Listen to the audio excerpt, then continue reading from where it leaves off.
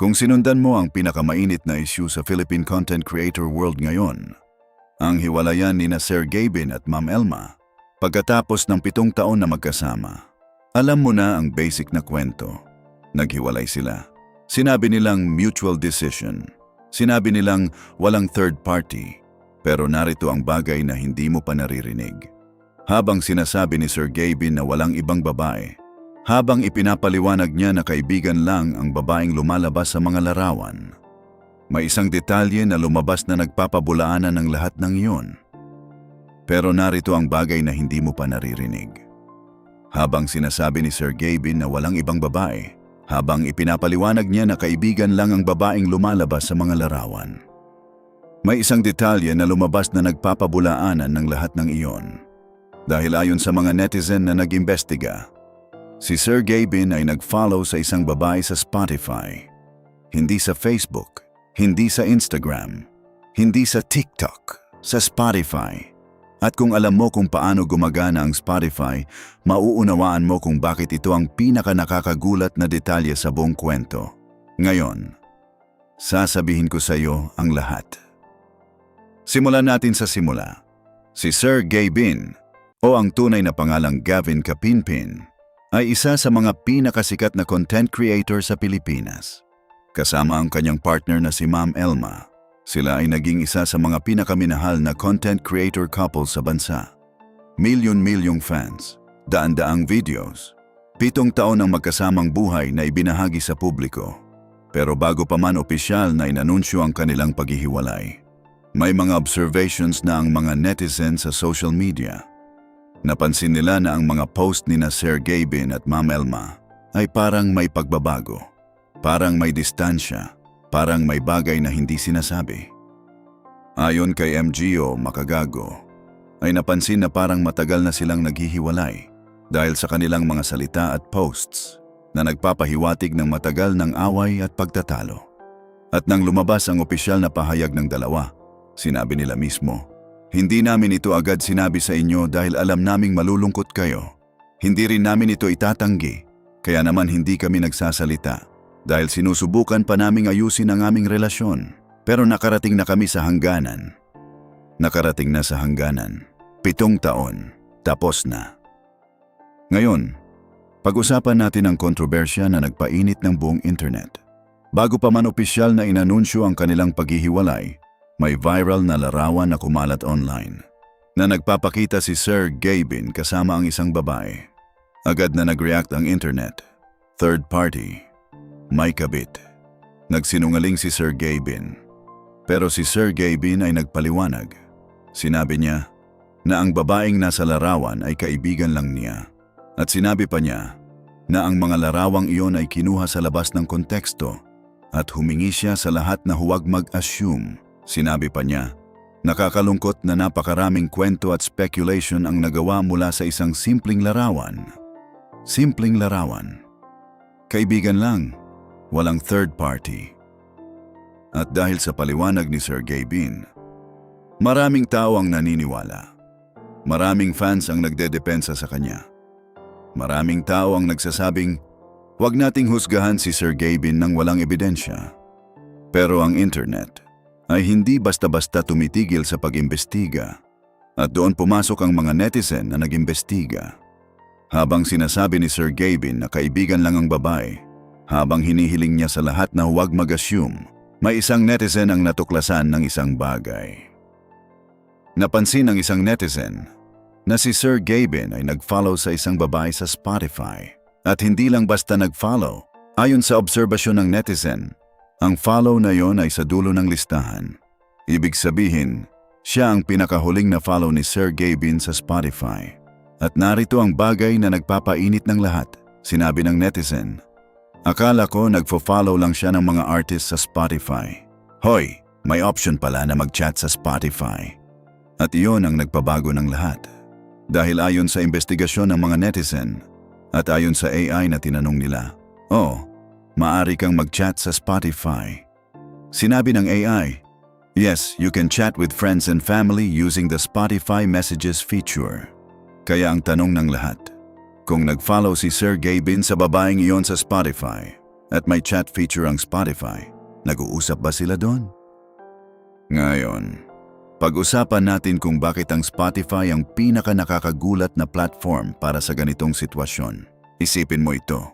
Kung gusto mong makipag-usap sa isang tao ng lihim, nang hindi makikita ng iyong partner, nang hindi mapapansin ng iyong mga fans, saan ka magtatago?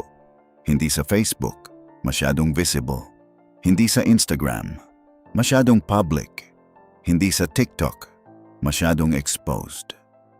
Pero ang Spotify, isang music streaming app na karaniwang ginagamit para makinig ng musika, sino ang mag-iisip na doon ka nagtatago? Sino ang mag-iisip na may chat feature ang Spotify? Sino ang mag-iisip na doon ka makikipag-usap sa ibang tao? Iyon ang dahilan kung bakit ito ang pinaka-nakakagulat na detalye. At ang mga netizens sa threads ay agad na nag-react. Sinabi ng isa, nerve-wracking, nerve-wracking. Dahil kung totoo ang speculation, kung talagang nag-uusap sila sa Spotify, iyon ay nagpapakita ng isang bagay. Planado. Hindi aksidente. Hindi random. Pinili ang isang platform na hindi karaniwang ginagamit para sa personal na komunikasyon, para maiwasan ang pagtuklas. Ngayon, pag-usapan natin ang isa pang detalye na lumabas sa investigasyon ng mga netizen. Ayon sa isang post sa Threads na binanggit sa video, sinabi ng isang netizen, "Based on our initial investigation, si Sir Gabriel ay walang ibang babae. May mga tao lang na nagchat-chat sa kanya. Nagka-burnout lang sila sa isa't isa at matagal na nilang gustong maghiwalay. Pero hindi nila magawa dahil sa social media content, sa negosyo at sa pera." Pero narito ang bagay. Ang source ng impormasyon na ito ay si Sian Gaza, isang kilalang gossip account sa Pilipinas. At ayon sa host ng video, ang Sian Gaza ay may 70 hanggang 30 accuracy rate. Ibig sabihin, 70% ng kanyang mga sinasabi ay totoo, 30% ay hindi. Kaya ang tanong, ito ba ay nasa 70% o nasa 30%? Pero kahit hindi tayo sigurado sa accuracy ng impormasyon, ang angle na ito ay nagbibigay ng isang bagong perspektibo sa buong sitwasyon. Kung totoo ang sinabi ni Sian Gaza, kung ang tunay na dahilan ng kanilang paghihiwalay ay burnout, kung matagal na nilang gustong maghiwalay pero hindi nila magawa, dahil sa content, dahil sa negosyo, dahil sa pera, iyon ay nagpapakita ng isang katotohanang hindi gustong tanggapin ng marami, na ang pagiging content creator couple ay may malaking presyo. Ngayon, pag-usapan natin ang isa pang detalye na lumabas na nagpapakita kung gaano kalaki ang negosyo ni Sir Gabin. Ayon sa host ng video, ang parehong lugar kung saan ginawa ang pinakamalaking piraso ng kanyang merch ay ang parehong lugar kung saan ginawa ang merch ng host. At ang dami ng t-shirt ni Sir Gabin, libo-libo. Sinabi ng host, "Nakita ko na may libo-libong t-shirt siya na haharapin ng delivery. Ako naman, ilang piraso lang." Kaya si Sir Gabin ay parang 5,000 piso ang benta ng merch niya at nauubos iyon bawat 2 hanggang 3 buwan. Isipin mo iyon. Kung ang merch lang niya ay nagbibigay ng ganitong kita, kung ang kanyang YouTube at Facebook ay milyon-milyon ang views, kung ang kanyang negosyo ay malaki na, ang paghihiwalay nila ay hindi lang isang personal na desisyon. Ito ay isang business decision din. Dahil kung maghihiwalay sila, ang views ay bababa, ang engagement ay bababa, ang kita ay bababa, at iyon ay eksaktong nangyari.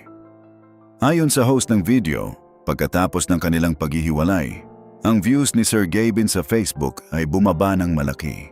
Kung dati ay 400,000 hanggang 500,000 reactions ang kanyang mga posts sa Facebook, ngayon ay 200,000 lang.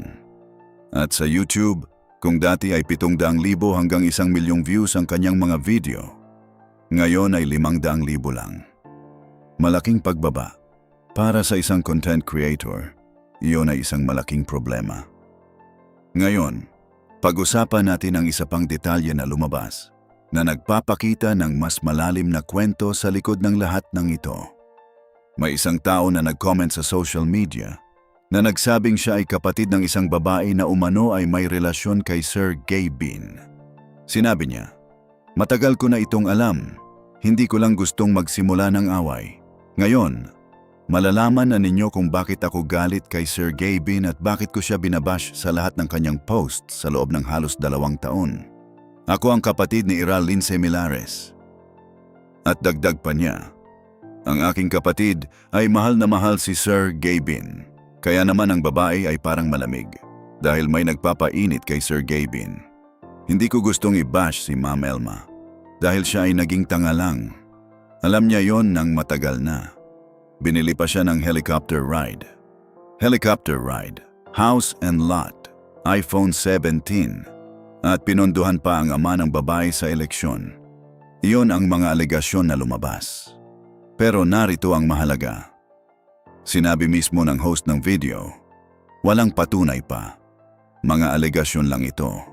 Mga kwento mula sa isang tao na nagsasabing kapatid siya ng babaeng sangkot.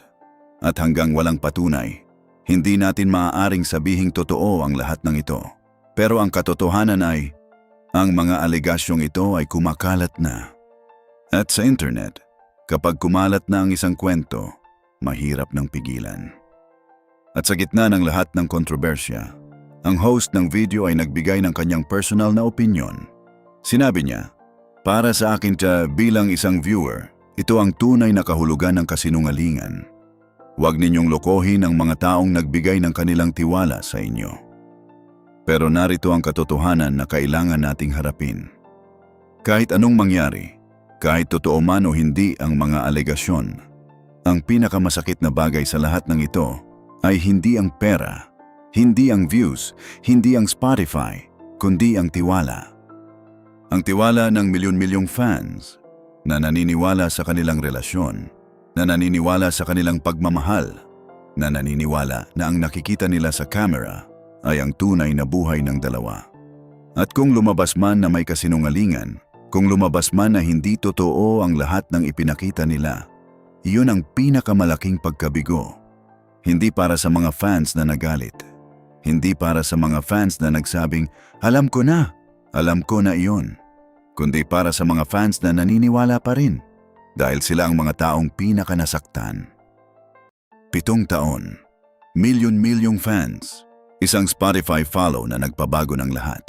At sa gitna ng lahat ng ito, ang pinakaimportanteng aral, sa mundo ng social media, sa mundo ng content creation, sa mundo kung saan ang iyong buhay ay nilalaro sa harap ng kamera, hindi mo na maaaring itago ang katotohanan magpakailanman. Dahil lagi na lang may isang netizen, lagi na lang may isang investigador, lagi na lang may isang detalye na lalabas sa tamang oras. Kahit sa isang music streaming app, kahit sa isang simpleng follow sa Spotify. Kaya sa susunod na marinig mo ang pangalang Sir Gavin at ang tanong kung totoo ba ang lahat ng kanyang sinabi, alalahanin mo ito. Sa internet, ang katotohanan ay laging lumalabas. Tanong lang, kailan? Do you still believe what Sir Gavin says?